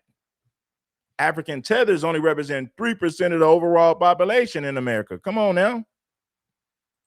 We're convinced throughout the centuries that we did not exist. When Mexico was conceived as a modern nation in the 19th century, the people were... But like I said, man, we're going to call out everybody. If you oppose foundational black Americans, we're going to call you out. I just want black folks to see the bigger picture. That's all I'm saying. Told that we were all mixed breeds, that we were a part European and mostly indigenous, and that the very little bit of African genes that we had disappeared through this mixing. Interestingly so, the reason given was that African genes were recessive. So the idea that in Mexico there is no African legacy has been my lifetime challenge, to prove that Africa is in the daily routine of Mexicans, not only Mexicans who look black, but also Mexicans who look white. Africa is more than a color. Africa is more than a race, particularly now that we know that races don't exist. But the legacy that Africans, this is anywhere from 300,000 to 1 million Africans were brought to Mexico during the colonial period. And they did not come empty-handed. These folks were already mature, anywhere in between 15 and 22 years old. Those were the ages that the slavers preferred to capture young people. That was the age they preferred to capture these young people. And when they came to the Americas, they came already with a culture. And they brought along systems of belief, ways of dealing with the environment. They had a wealth of knowledge. So I've dedicated most of my time at uncovering things such as, for instance, the arrival of rice. This is one of the most interesting things. And I talk about rice now because I'm also into food. I'm a chef. And rice, we had thought that rice came from Asia. It was really easy to think that. He's telling you where a lot of the rice from Mexico came from, a lot of the food, and a lot of culture. Hey, soak up this game. I'm gonna be quiet. It's like 3 more minutes left, but I want y'all to listen to what this guy is saying. He appears to be an Afro-Mexican, so he identifies as an Afro-Mexican. So hit the like button. Make sure that you soak up some of this game. Shout out to Mogul Maze for blessing us with another cash app. See, YouTube might play with the numbers, but guess what? The amount of supporters has been lovely for this podcast, for this stream. You can't deny it. I got another live stream coming up at 11. Don't get it twisted for 1 second. The culture. And they brought along systems of belief, ways of dealing with the environment. They had a wealth of knowledge. So I've dedicated most of my time at uncovering things such as, for instance, the arrival of rice. This is one of the most interesting things. And I talk about rice now because I'm also into food. I'm a chef. And rice, we had thought that rice came from Asia. It was really easy to think that because there was contact in between Mexico and Asia through what the Europeans call the China Galleon, which in reality were various ships that arrived for 200 plus years to Acapulco from Manila. But the rice was not brought that route. Actually, in revising some papers of the Cortes, some of the first meetings, I found a sack of rice with 4 grains of wheat. Spaniards were not interested in the rice, they were interested in the wheat. But I became interested in the rice. I was looking at what the Europeans or everybody else don't look at.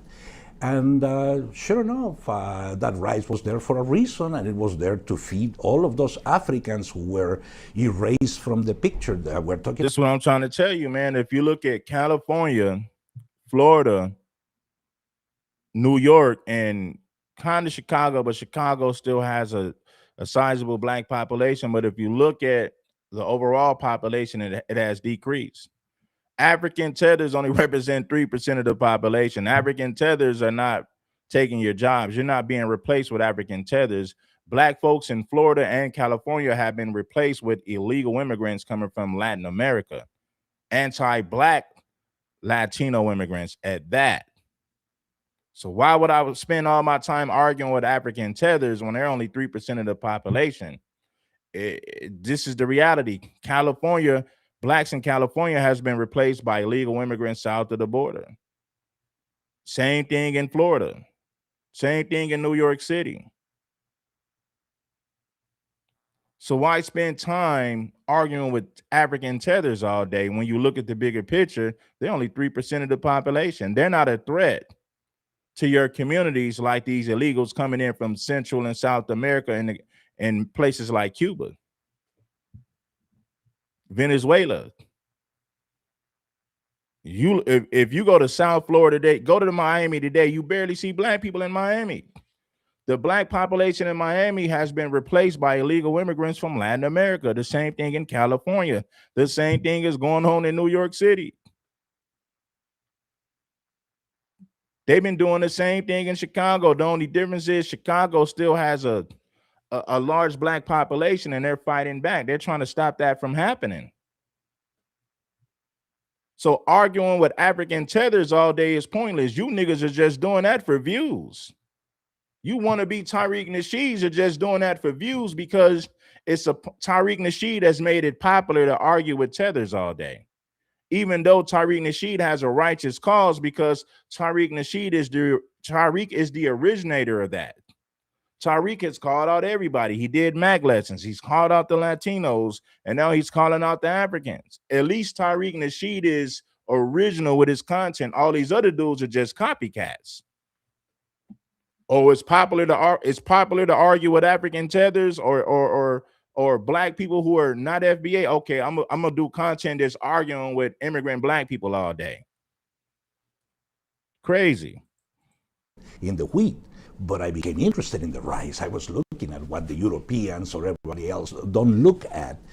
And sure enough, that rice was there for a reason, and it was there to feed all of those Africans who Nah, were. man, we don't need to be arguing with Africans all day, man. I love my African brothers. I love my Caribbean. Now, if they disrespect us, I'm gonna give them this smoke. But I'm not gonna waste my time arguing with other black people. I don't care where they're from. That's a waste of time, homie. Now, I'm not saying that we can't correct them when they get out of pocket, but to spend most of our time arguing with them when they're only 3% of the population, that's crazy. Blacks, listen, homie, blacks in Southern Florida and South Florida have been replaced by Latino immigrants. California, the same thing. The same thing going on in Texas, going on in New York City. You're being replaced at these construction jobs, these warehouse jobs, these trucking jobs. It ain't African tethers doing it. White people will not let a large number of African immigrants come to this country to add to the black population, but they have allowed white Latinos to come over here to replace blacks in certain communities and certain sectors of the country.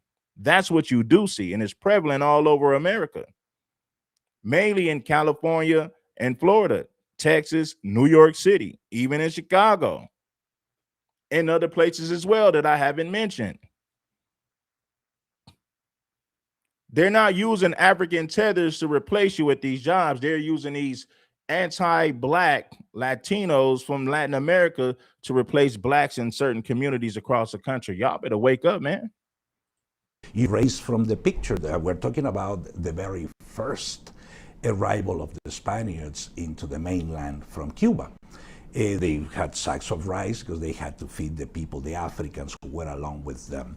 Now, this rice was purchased in the west coast of Africa when the enslaved people, were being purchased to feed them across the ocean.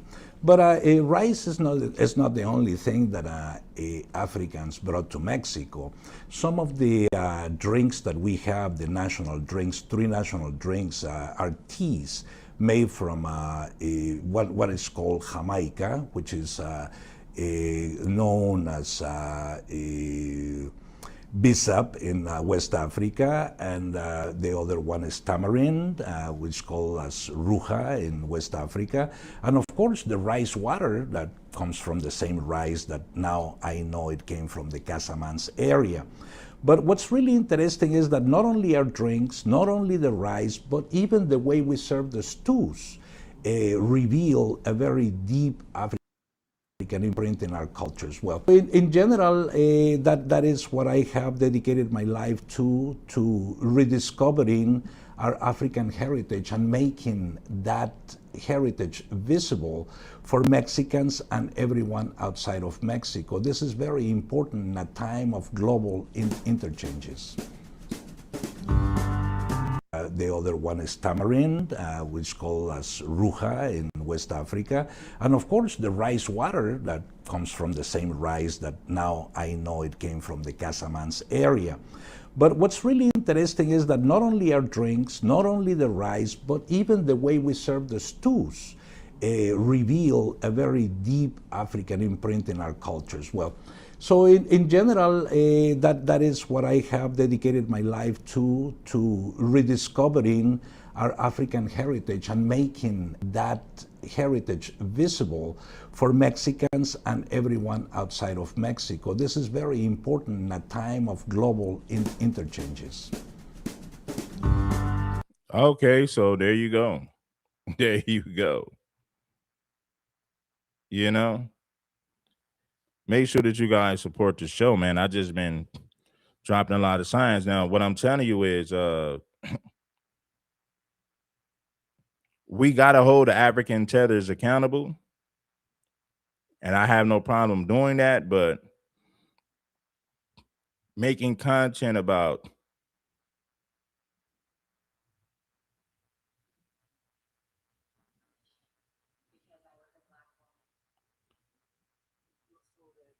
hit the like button. All I'm saying is this.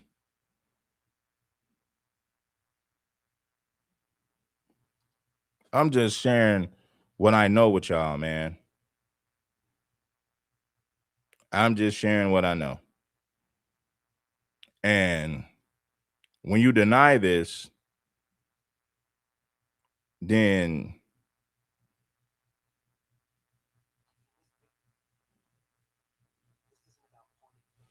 hit the like button. Let's go to the next clip. Make sure that you guys bless the like button. It ain't nothing. Show some love to the show. It is what it is.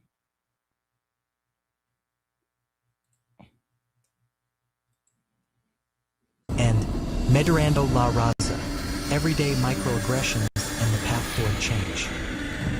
Hey, the impact of colorism on families and beauty standards, the erasure of Afro-Latinx voices, historical roots, slavery, colonialism, and Medrando La Raza, everyday microaggressions and the path toward change. Hey, beautiful people, and welcome back. Today, we're tackling a topic that might be uncomfortable for some, but it's crucial we have this conversation. This is Brick City Brown Chick, and today's topic is anti-blackness within the Hispanic and Latinx community. Now, before we even get into it, I want to make something clear. This isn't about pointing fingers or creating division. This is about acknowledging a complex reality that many Black and anytime you tell the truth, they say that you're spreading hate. No, the hate is what your people are doing. We're just acknowledging the facts of history. But what a lot of these Latins try to make, especially a lot of Mexicans, they try to say that you're spreading hate when you acknowledge the facts about history. No, the hate is what, when you think about what took place in Latin America, that's the real hate. Me acknowledging history is not me spreading hate. But that's exactly what they'll try to do, that in a desperate attempt to gaslight you, to get you to stop exposing the truth. But you're not going to stop me from exposing the truth. I'm not going to do it. Me telling the truth about history is not me creating division or stirring the pot. Knock it off. You denying the facts of history is stirring the pot.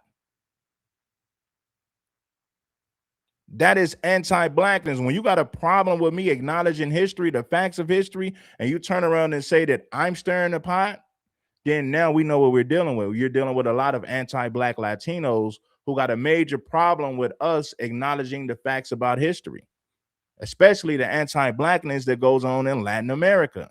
They don't want you to talk about it. So they'll gaslight you. They'll call you the racist, when in reality, the racism comes from their people. They don't want you to acknowledge it. They don't want you to talk about it. They want to hide these facts about history. I've had several Latinos tell me, you're stirring a pot, you're creating division. No, I'm just acknowledging the facts of history. That's all I'm doing. Individuals face, and about fostering understanding and healing. We can hold multiple truths at once. We can celebrate shared culture and history, and we can also critically examine the ways racism manifests within our own communities. When we talk about Hispanic or Latinx, we're talking about a vast, diverse group of people from different countries, cultures, and racial backgrounds. It's not a race, it's an ethnicity. And within that ethnicity, there's a spectrum of racial identities, including a significant Black and Indigenous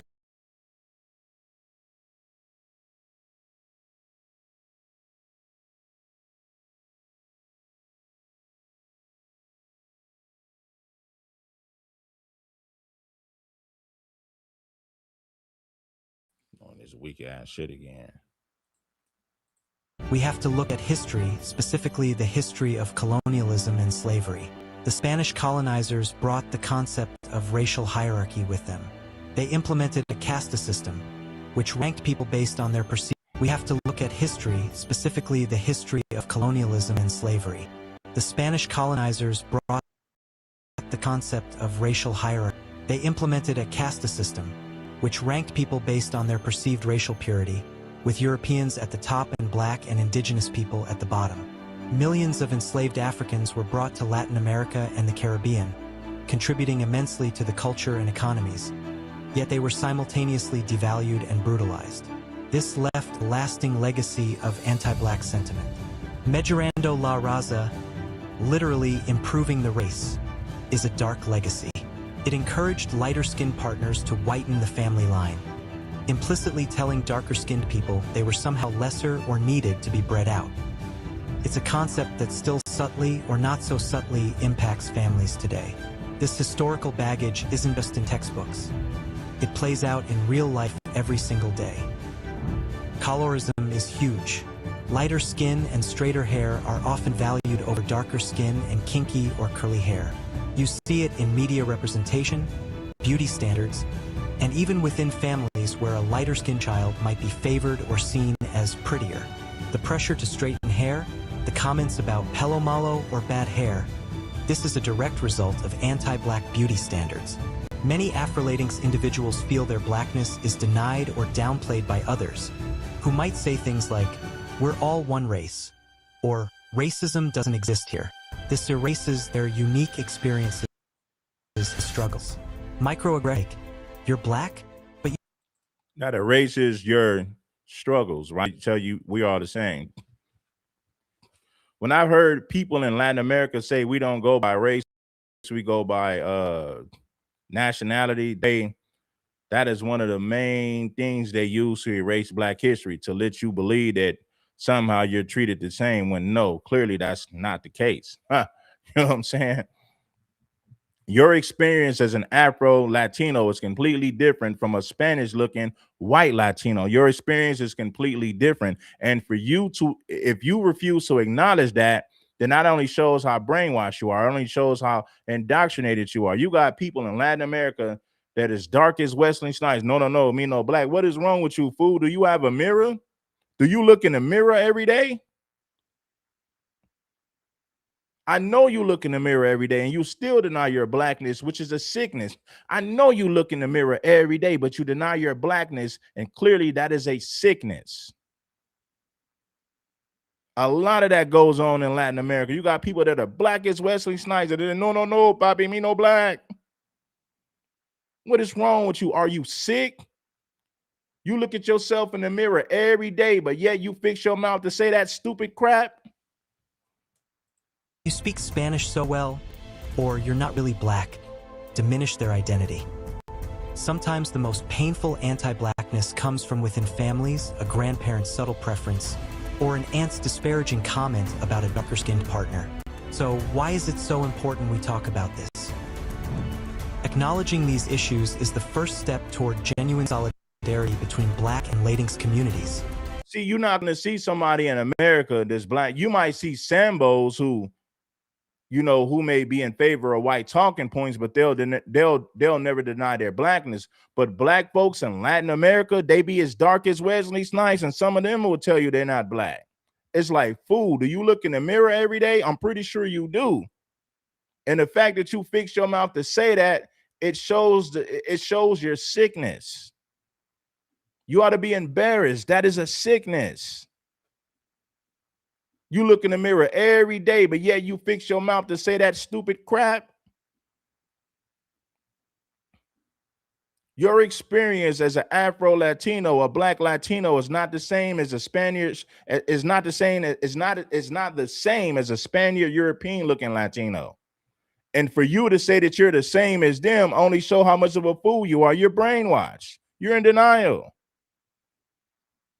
Black people in Latin America are not treated the same as white-looking Spaniard Latinos. They're not treated the same. You're at the bottom of society. You go to Latin America, you're not going to see no media representation for Black Latinos. They're not represented in politics. They're at the bottom of society. They're living way below the lines of poverty.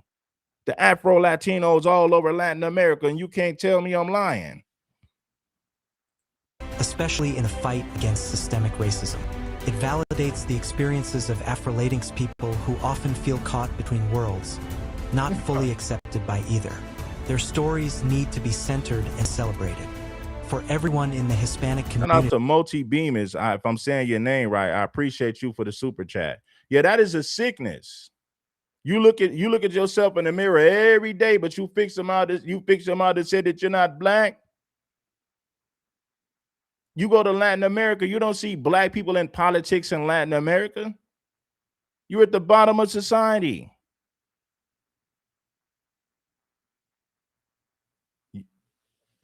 That's crazy. Examining anti-blackness helps us identify and dismantle our own internalized biases. No one is immune to the effects of white supremacy. We cannot fight for justice if we are not also examining the injustices within our own houses. This isn't just a critique, it's a call to action. Educate yourself. Learn about the history of Afro-Latinx people and the contributions of Africans to Latin American culture. Actively challenge colorist remarks and beauty standards in your families and social circles. Celebrate all shades and hair textures. Support Afro-Latinx artists, writers, activists, and content creators. Share their stories. Honestly examine your own biases. We all have them, and acknowledging them is the first step to overcoming them. Start these discussions with your family and friends, even if it's difficult. Growth often comes from discomfort. Growth comes from discomfort. Sometimes you got to put yourself in an uncomfortable situation to grow. Like when you start exercising, your muscles are going to be sore, you're going to be uncomfortable, but you're going to make progress. People want to be comfortable, which is why they avoid uncomfortability. Because people want to continue to do what they do. You know, you'll never get the results being comfortable. You got to put yourself in uncomfortable positions in order to make progress. And if you want to achieve growth, right? That's the only way you're going to grow. Sometimes you got to put yourself in uncomfortable situations. You know, maybe you got to work a little harder, or maybe you might have to do something out of the ordinary, but you got to do these things to get the results that you're looking for. Doing the same thing that you've been comfortable with has yielded no positive results. So you got to get out of that comfort zone. You got to grind, and you got to grind, and you got to maintain a positive mindset. Like I said, homie, when you're comfortable, you get in the mindset. Listen, when you get too comfortable, you continue to repeat the cycle. You repeat the cycle once you get too comfortable. Sometimes you got to put yourself in uncomfortable situations to experience growth.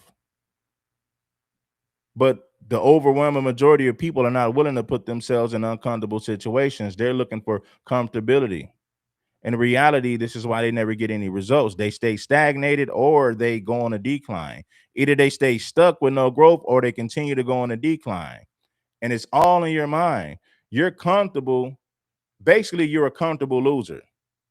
You don't want to get out of your comfort zone because you're used to doing things this way, and this is your comfort zone. But your comfort zone is the main reason why you're losing. Your comfort zone is the main reason why you're not making progress in society, is the main reason why you're not making progress in your personal life.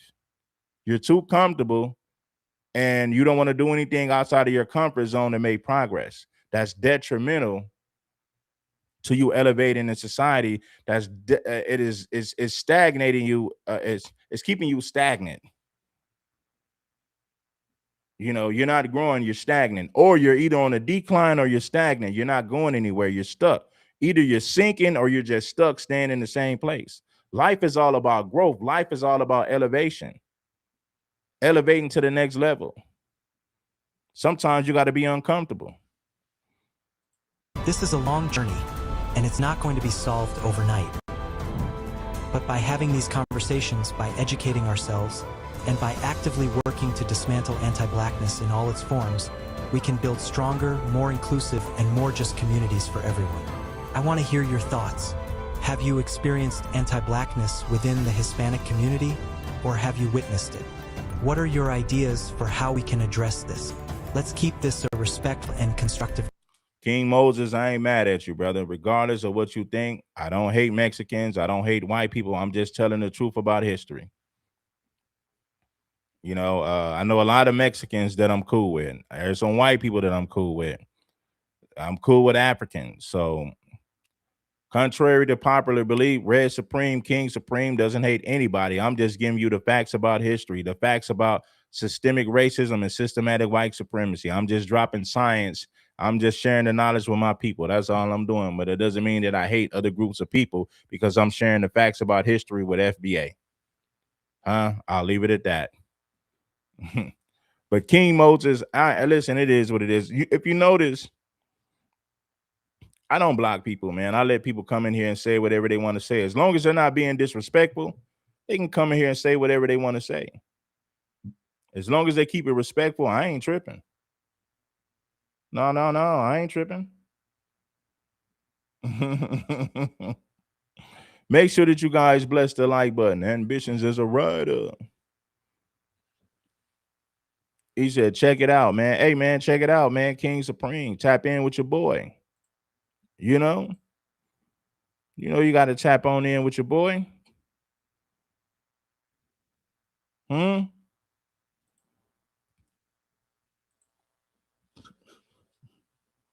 Yeah, tap on in.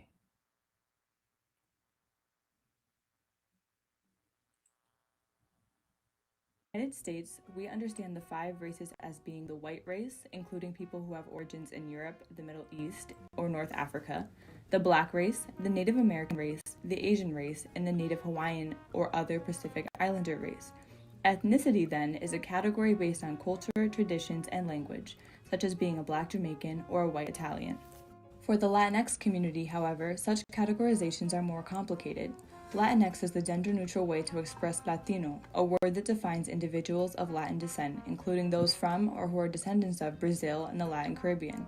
Hispanic, a term popularized by former President Richard Nixon in the early 1970s, is used to describe individuals who can trace their ancestry to both Spain and Latin American Spanish-speaking countries, which excludes Brazil and Haiti. According to the United States Census, quote, race and Hispanic origin, also known as ethnicity, are 2 separate and distinct concepts, close quote. Therefore, when filling out the U.S. Census, you are first asked if your identity is of Hispanic, Latino, or Spanish origin. Next, you are asked about your race. So by these standards, a Cuban person can mark their race as white, a Puerto Rican person can mark their race as Asian, a Dominican person can mark their race as black. Listen, man, we're going to wrap this one up. I think I done enough on this one. I got some more content, so make sure that you guys bless the like button. And yes, man, the raw and uncut facts, you're going to get them here on King Supreme each and every time. Game delivered in rhymes. So make sure that you bless the like button. It ain't nothing. I'll be back with some more content. I appreciate you all for tapping in. I got another show. Matter of fact, I got 2 more shows coming up today, and we're going to get to it.